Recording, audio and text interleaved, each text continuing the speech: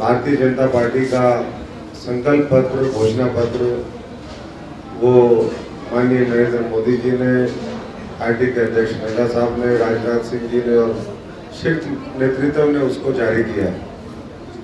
और संकल्प पत्र और पार्टियां तो सिर्फ घोषणा करती हैं, इसलिए उनका घोषणा पत्र होता है।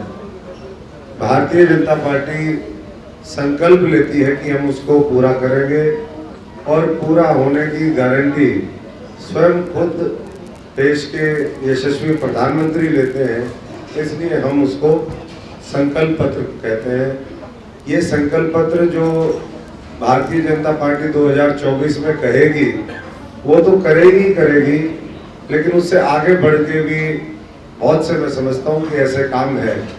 जब 4 जून को 400 पार होगा, 2/3 से ज्यादा बहुमत इस भारतवर्ष के 140 करोड़ जो नागरिक हैं उनके आशीर्वाद से मिलेगा, तो मैं समझता हूँ कि हर क्षेत्र में तरक्की होगी।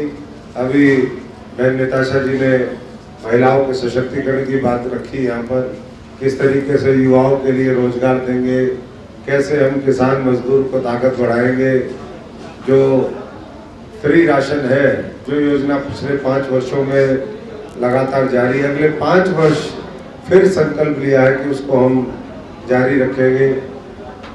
जो बिजली के बिल है वो स्पेशल योजना उसके लिए चलाई जा रही कि किस तरीके से हम सूर्य किरण योजना के माध्यम से, जो प्रधानमंत्री जी के नाम से होगी, 0 बिजली के बिल वो आए, वो सुनिश्चित करने का काम करेंगे।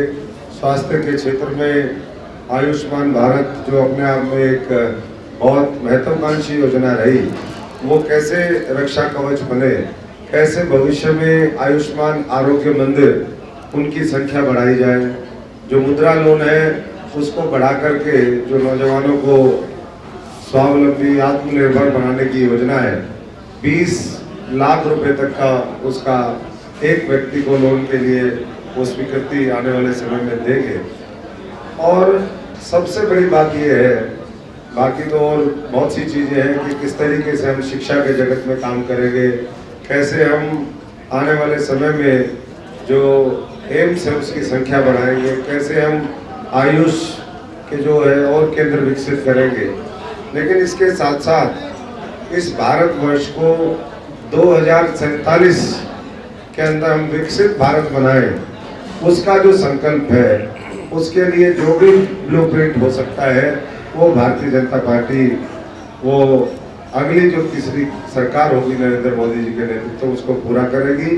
5 वर्षों के अंदर हम भारतवर्ष को तीसरी सबसे बड़ी अर्थव्यवस्था बनाने का काम करेंगे। और आप सब जानते हैं, क्योंकि हर व्यक्ति किसी न किसी प्रोफेशन से यहाँ पर जुड़ा हुआ है, कोई व्यापार से है, कोई खेती से। जब हम अपनी फसल बेचते हैं, जब किसान के खाते में पैसा आता है, जब आड़ती के खाते में पैसा आता है, तो वो उसका जो मुनाफा होता है वो परिवार के पालन पोषण के लिए भी खर्च करता है, वो मकान बनाने के लिए भी करता है, वो बच्चों की शिक्षा चिकित्सा पे भी खर्च करता है, उसकी जो पेइंग कैपेसिटी है वो बढ़ती है, वो गाड़ी के ऊपर भी खर्च करता है, वो मकान के ऊपर भी खर्च करता है और जीवन स्तर बेहतर होता है। ऐसे ही जब देश की अर्थव्यवस्था पूरी दुनिया में तीसरी बड़ी अर्थव्यवस्था बनेगी, तो पूरा भारत जो है वो सुख समृद्धि के रास्ते पर आगे बढ़ेगा। यही नरेंद्र मोदी जी का और भारतीय जनता पार्टी का संकल्प है। और इसके लिए पहले पिछले 10 वर्षों में आदरणीय नरेंद्र मोदी जी के नेतृत्व में एक मजबूत बुनियाद इस देश में इंफ्रास्ट्रक्चर की रखी गई। जो पुराने वर्षों से लंबित काम थे, जो मुद्दे थे, उसका तो समाधान हुआ, चाहे वो राम मंदिर का मामला हो, 370 का मामला हो, महिलाओं के लिए आरक्षण का प्रावधान हो, 3 तलाक खत्म करना हो, या फिर सीए कानून को लागू करना हो। इसके साथ साथ कई लाख करोड़ रुपए के प्रोजेक्ट वो अलग अलग राज्यों में जारी हैं। और नरेंद्र मोदी जी ने इस संकल्प पत्र में, भारतीय जनता पार्टी ने खास तौर पे कहा है कि भविष्य के अंदर हम कैसे हमारी संस्कृति को, हमारे गौरव को, हमारी परंपराओं को और भविष्य में आगे बढ़ा सके, उसके लिए भी हम त्रिवल्लुवर सांस्कृतिक केंद्र के जरिए जो विकास की विरासत है उसको आगे बढ़ाने का काम करेंगे। वर्ल्ड क्लास नई रेलवे की लाइनें बिछाएंगे, वंदे भारत एक्सप्रेस है, अमृत भारत है, नमो भारत ट्रेन, ये भविष्य के अंदर नई बड़ी रेलवे की महत्वाकांक्षी योजनाएं होंगी। और अगली जो सरकार है उसका विशेष फोकस, क्योंकि पिछले समय में रोडों के ऊपर बहुत ज़्यादा ध्यान दिया गया, रेलवे के ऊपर भी दिया, लेकिन अगला जो 5 साल है वो रेलवे के, अगर मैं समझता हूँ कि इंफ्रास्ट्रक्चर की बात करें तो जितना आज़ादी के बाद काम रेलवे के क्षेत्र में हुआ है उससे कई गुना ज़्यादा अगले 5 वर्षों में होगा। तो ये बहुत सी बातें हैं। उसके साथ साथ किसानों के लिए फूड प्रोसेसिंग, क्योंकि देश की आबादी बढ़ रही है, फूड प्रोसेसिंग का एक बहुत बड़ा महत्व है। देश और ज़्यादा खाद्यान्न पैदा करे, उसके लिए जो भी सरकार किसानों को ताकत देने का काम कर सकती है वो करने का प्रावधान करेगी। और 2036 में ओलंपिक्स की मेजबानी का भी एक संकल्प वो केंद्र की सरकार ने, भारतीय जनता पार्टी ने, नरेंद्र मोदी जी ने लिया है। मैं इतना ही कह सकता हूं कि भविष्य में जो भारत है हमारा, वो ग्लोबल मैन्युफैक्चरिंग हब बनने की ओर अग्रसर है। और ग्लोबल मैन्युफैक्चरिंग हब इसलिए कि पूरी दुनिया में आज हमारी सबसे बड़ी आबादी है। उस आबादी में जो वर्कफोर्स है 65% आबादी 35 साल के नीचे के युवाओं की है। और किसी भी मुल्क ने दुनिया में तरक्की तभी करी है जब उसके पास सबसे ज्यादा युवा आबादी हो, चाहे वो अमेरिका हो, जापान हो, जर्मनी हो, किसी भी, हम चाइना का उदाहरण उठा करके देखें तो आज जो हमारे देश के सामने डेमोग्राफिक डिविडेंड है उसका हम किस तरीके से देश की तरक्की में फायदा ले सकते हैं, ये मिलकर के सब लोगों को प्रयास करना है। और उसके लिए जो अवसर है वो अवसर उपलब्ध कराने का काम वो केंद्र की सरकार नरेंद्र मोदी जी करेंगे।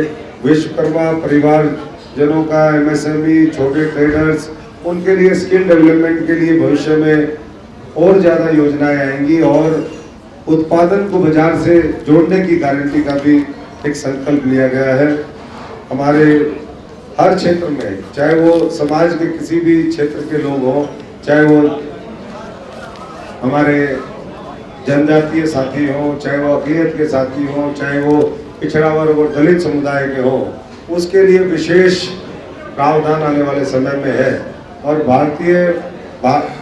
भारतीय जनता पार्टी महिलाओं के स्वास्थ्य से संबंधित, क्योंकि सर्वाइकल कैंसर, ब्रेस्ट कैंसर, आर्टियोपोरोसिस, इस तरह की जो बीमारियां हैं उसके लिए खास तौर पे, क्योंकि बहुत महंगी दवाइयाँ आती है, इसका भी प्रावधान आने वाले समय में होगा। एफपीओस जो वर्तमान सरकार की एक बहुत ही महत्वाकांक्षी योजना है, फूड प्रोड्यूस ऑर्गेनाइजेशंस बन रही है, कुछ क्लस्टर ऑफ विलेजेस पे उसको बनाया जाता है ताकि एक जगह किसान अपना पैदा किया हुआ अन्न रख सके और वहाँ से उसको ठीक तरीके से बाजार के साथ कनेक्ट किया जाए, फूड प्रोसेसिंग के साथ उसका कनेक्शन हो। ये सरकार ने एक जिला एक उत्पाद, उसकी एक महत्वपूर्ण योजना भी भविष्य में शुरू करी है। तो मैं बहुत ज़्यादा ना कहते हुए इतना ही कहूँगा कि हमारे लिए, सबके लिए एक और गर्व की बात है कि हमारे झज्जर के एक किसान को सम्मान मिला। और पहली जो हमारे संकल्प पत्र की जो कॉपी थी वो माननीय प्रधानमंत्री जी ने हरियाणा के एक बेटे, हरियाणा के एक लाल को वो सौंपी है। देखिए, कांग्रेस का घोषणा पत्र, वो सिर्फ मैंने पहले ही कहा कि सिर्फ घोषणा है। पहले भी वो घोषणा पिछली बार भी की थी, एक न्याय योजना। मैं पूछना चाहता हूँ, वो जो न्याय योजना की बात उन्होंने करी थी पिछले घोषणा पत्र में, जहाँ कांग्रेस की सरकारें आई, क्या लोगों को न्याय मिला? आजादी के बाद लंबे समय तक देश के साथ अन्याय करने वाले, देश का शोषण करने वाले, देश को लूटने वाले लोग, क्या वो न्याय दे सकते हैं? ये मेरा सवाल है। तो इसलिए मुझे नहीं लगता कि आज उनके घोषणा पत्र को देखने की आवश्यकता है। आज आवश्यकता है तो संकल्प से सिद्धि तक का रास्ता वो हमें सब लोगों को मिलकर के तय करना है।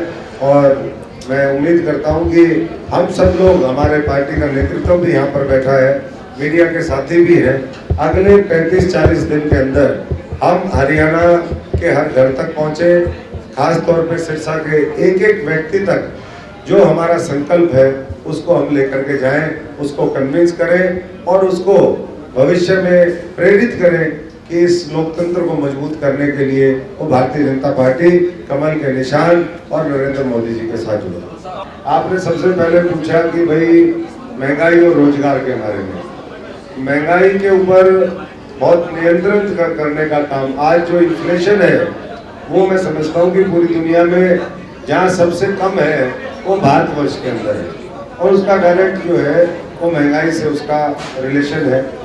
इसी तरीके से जो बेरोजगारी की बात है जी, बेरोजगारी का सवाल है, तो बेरोजगारी लगातार सरकार की कोशिश रही कि हम सरकारी नौकरियां भी दें, हम साथ साथ उद्योग धंधों को मजबूती से स्थापित करें इस देश के अंदर, एक वातावरण बनाए ताकि लोगों को स्वरोजगार भी मिले, उद्योग धंधों में रोजगार मिले, कृषि में रोजगार मिले, हम जो ट्रेडिशनल जो हमारा मजदूर वर्ग है उसके हाथों को ताकत दे सके और भविष्य में भी ये काम जारी रहेगा। हमारी एक और आप सब जानते हैं देश के अलग अलग राज्यों के अंदर बड़े पैमाने पर पेपर लीक होते थे। राजस्थान के अंदर तो कमाल ही हो रखा था पिछले 5 साल में, पूरे देश के अंदर अलग अलग बहुत बड़े बड़े गिरोह चलते थे जो युवाओं के साथ ठगी करते थे, उनके भविष्य के साथ खिलवाड़ करते थे।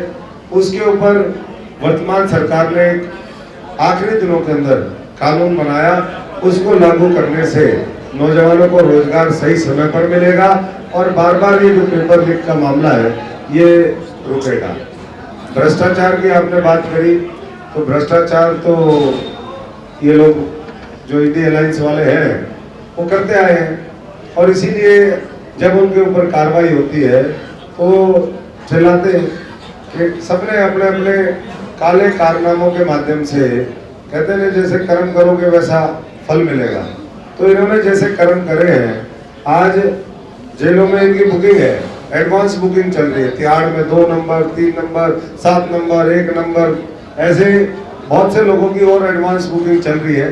कब कब किसका नंबर आएगा वो न्यायपालिका और जो है एजेंसीज वो तय करेंगी, लेकिन इतना जरूर है, मोदी जी ने कहा है कि भ्रष्टाचार को अगले 5 वर्षों, क्योंकि जब तक भ्रष्टाचार रहेगा तब तक जो है जनता तक, नीचे तक उसका योजनाओं का, विकास का, सशक्तिकरण का लाभ पहुंच नहीं सकता। इसलिए उसके ऊपर देखिए भ्रष्टाचारी कौन आ गया, पहली बात तो ये, मुझे तो नहीं लगता कि भ्रष्टाचारी को भारतीय जनता पार्टी लेती है। भारतीय जनता पार्टी पूरी तहकीकात करके कर्मठ, देश के लिए समर्पित, देशभक्त, ईमानदार लोगों को लेती है। देखिए अगर किसी के ऊपर कोई साबित ही नहीं हुआ तो मैं समझता हूँ कि उसको हम भ्रष्ट कह दें, ये ठीक नहीं है। भ्रष्ट तो वो है जो जेल में चला गया। हेमंत सोरेन भ्रष्ट है, मुख्यमंत्री रहते हुए जिस तरीके से किया, अभी दिल्ली के मुख्यमंत्री जेल में गए हैं, वो भ्रष्ट जो साबित हो गए। नहीं तो न्यायपालिका ऐसे ही तो ना है कि न्यायपालिका जो है वो उसकी हिरासत बढ़ा दी जाती है कि रिमांड के इसको बढ़ा दीजिए। यहाँ इस देश के अंदर आज भी मैं समझता हूँ कि न्यायपालिका बहुत मजबूत है, सशक्त है और कोई गुंडागर्दी, कोई अंधा राज नहीं चल रहा है, कानून का राज है। और कानून के राज में कोई कानून से बड़ा अपने आप को समझे तो ये उसकी गलतफहमी है, जिसको मैं समझता हूँ कि समय रहते उसको ठीक करना चाहिए, नहीं तो जेल बैठी है। तिहाड़ क्या दिल्ली वालों के लिए है? हालांकि इंडिया गठबंधन हरियाणा में भी है, क्या हरियाणा से कोई नेता भी तिहाड़ की सैर करेगा? देखिए ये तो समय बताएगा कौन क्या है, क्योंकि अपनी जो प्रक्रिया है, लेकिन अभी 10 वर्ष हो गए हैं। इसी इंडी अलायंस में बहुत से ऐसे घटक दल हैं जिन्होंने उस समय की सरकार जो 10 साल की थी, यूपीए की सरकार, उसके बारे में बहुत कुछ बोला, बहुत कुछ दस्तावेज दिए। अब 10 वर्ष हो गए, 10 वर्ष के बाद कहीं ना कहीं कार्रवाई तो धीरे धीरे होगी ना उनके ऊपर। अब कब होगी, किसके ऊपर होगी, ये तो एजेंसीज बता सकती हैं। भारतीय जनता पार्टी का इस तरह की उसमें प्रक्रिया में कोई दखल ना होता है और ना मैं समझता हूँ कि कोई होना चाहिए।